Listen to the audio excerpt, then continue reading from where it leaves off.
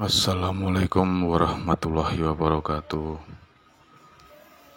Salam jumpa lagi dulur-dulur, salam sehat. Belusuan kita kali ini sampai di Desa Wagi, Kecamatan Taman, Kabupaten Sidoarjo, Jawa Timur. Di sini ada gapura menuju makam atau punden gitu ya, punden Desa Wagi. Dan gapuranya ini bergaya Majapahitan ini dulur ya. Dan di sini diyakini sebagai punden atau makam dari sesepuh Desa Wagi atau pendiri Desa Wagi. Beliau adalah dipercaya bernama Mbah Ratu Ayu. Mengenai nama asli beliau memang masih belum bisa dipastikan, cuma ada yang bilang menurut keterangan Bapak Juru Kunci beliau bernama asli Mbah Waliuna. Jadi ini kelihatan pendoponya baru dulur ya, baru dibangun, dan pembangunannya sendiri langsung disaksikan oleh Bapak Bupati Sidoarjo. Jadi ini baru diresmikan beberapa bulan yang lalu dulur. Jadi Mbah Ratu Ayu ini salah satu pendiri Desa Wagi. Beliau seorang perempuan. Konon pada waktu itu beliau berstatus sebagai seorang janda.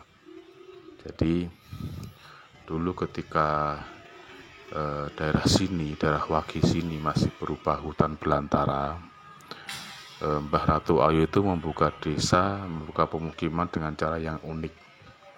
Jadi beliau membuka pemukiman tidak dengan ditebang atau dibabat gitu hutannya, tapi dengan cara dibakar.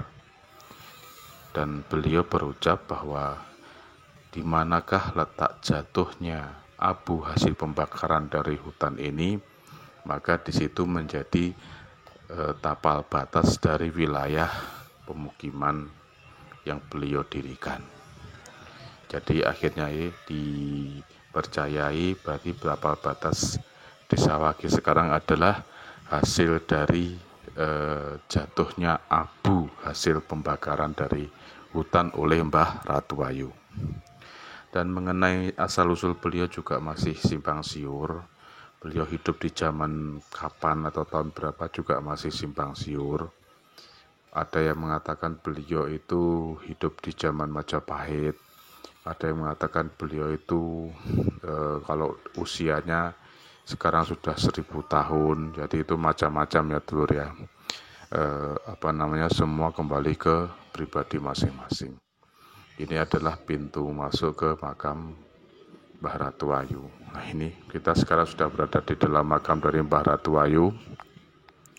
Jadi makamnya itu sudah direnovasi juga, diberi pagarnya dilapisi dengan kain putih itu ya untuk menjaga kesakralannya, dan dikasih payung songsong gitu ya.